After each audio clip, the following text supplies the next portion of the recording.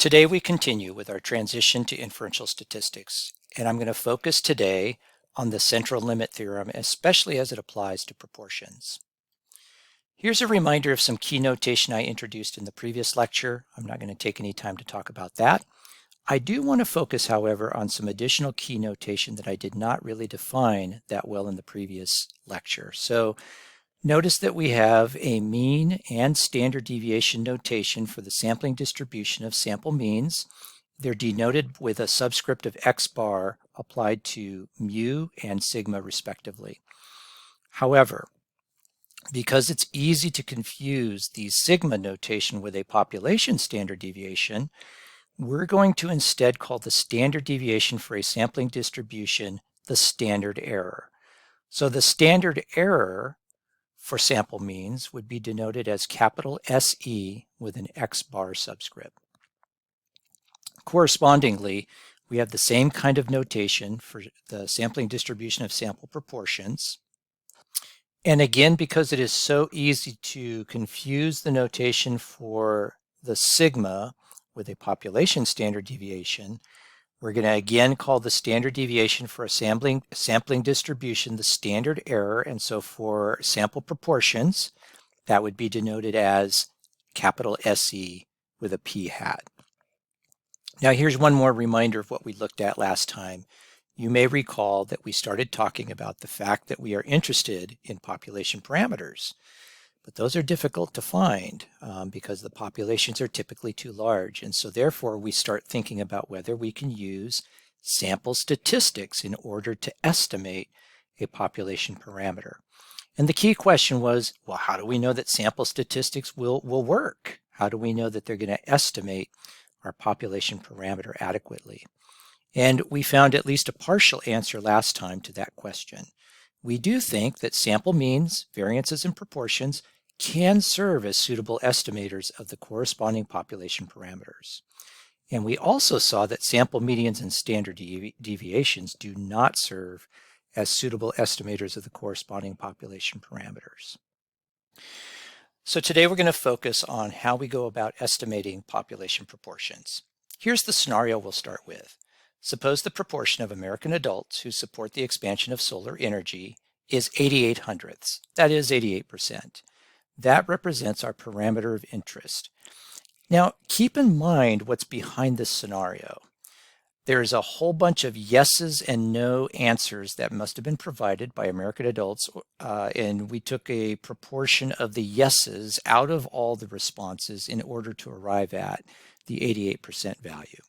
That's categorical data that was collected in this case. And when we talk about proportions, we're typically talking about categorical data that's behind it. So let's say I took a random sample of 50 American adults on this topic. How close do I think that might be? How close do I think the sample proportion result might be to the actual population parameter of 88%? What if I take a larger random sample of 1,000 American adults? How close do I expect my sample proportion result to be? Now, intuition tells us that if I were to take a larger random sample, I would expect my sample proportion result to be closer to the actual parameter of interest. And as an extreme, think about if I take a random sample of every US American or every American adult. Then, of course, I would get the 88% parameter of interest exactly, because now I'm taking into account the entire population. So intuition tells us the larger the random sample, the closer we should expect to get to the actual population proportion. We're going to go to the Art of Stats website and see whether our intuition is indeed correct. All right, so here we are at the Art of Stats website. I've gone ahead and set the population proportion at 88%, 88 hundredths. That's what you see here with this red half circle on the variable axis from 0 to 1. 1 represents somebody saying yes, which has a population proportion of 88%, because that's what we set it at. And then 0 would represent somebody saying no. Now let's say I draw a sample, a single sample of size 50. So I'm going to change this value to 50, because we want our sample sizes to be size 50. All right, and when I draw that sample, look at what happens. Well, I get 41 successes and 9 failures, 9 people that said no. So the sample proportion value is 82%. Not super close to the population proportion, but not really far off either. So, and when I take a look down here, of course, this scale I have blown up a little bit, so you can see that the scale is actually, let me go ahead and make that a little smaller there.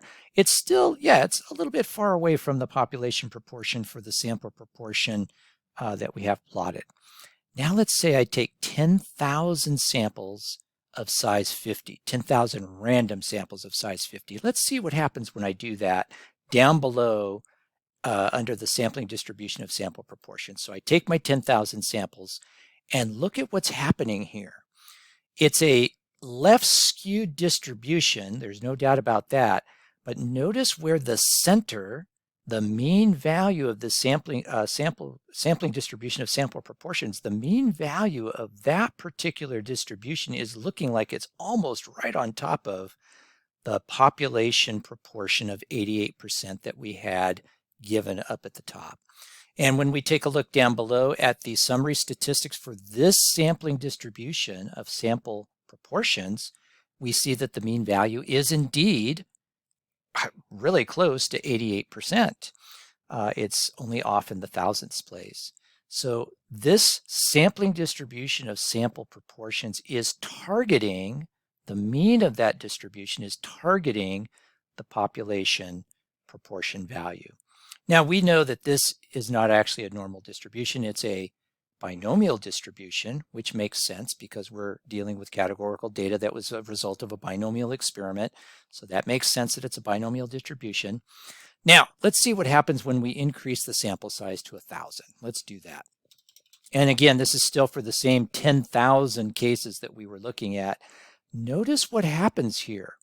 First of all, the sampling distribution of sample proportions has become narrower. That means it's more closely targeting the population proportion of 88%. And notice that the center is definitely almost right up above that value of 88%. And notice that the mean value of this sampling distribution of sample proportions is now 88%. Standard deviation is very small. It shrank, telling us that this is becoming more tightly distributed around the actual population proportion. So our intuition that we went into this with is correct. That is, our intuition was that the larger the random sample that we choose, the tighter we believe our sample proportion will be to the actual population proportion value. We're more convinced that it'll be closer to the actual population proportion value. And that's a good thing, that we know that by taking a larger sample size, we can get even closer to the actual population proportion using the sample proportion as an estimate. So here's what we discovered at the Art of Stats website. For a large sample size, we saw that the sampling distribution of sample proportions, which in reality is a binomial distribution, starts to look an awful lot like a normal distribution. That's not a coincidence. It's a result of a general principle called the central limit theorem. Let's look at some details of the central limit theorem. So when we have independent observations, and by the way, that property is satisfied when we take simple random samples, then the observations will be independent. And when the sample size is sufficiently large, that is when the number of successes given by the formula n times p and the number of failures, that's given by the formula n times 1 minus p, when the number of successes and failures are both greater than or equal to 10, then the sampling distribution of sample proportions, p hat, will tend to follow a normal distribution with the following mean given on the left and standard error given on the right. So notice that the mean of the sampling distribution of sample proportions is going to target the population proportion, and the standard error is given by the formula on the right for the sampling distribution of sample proportions.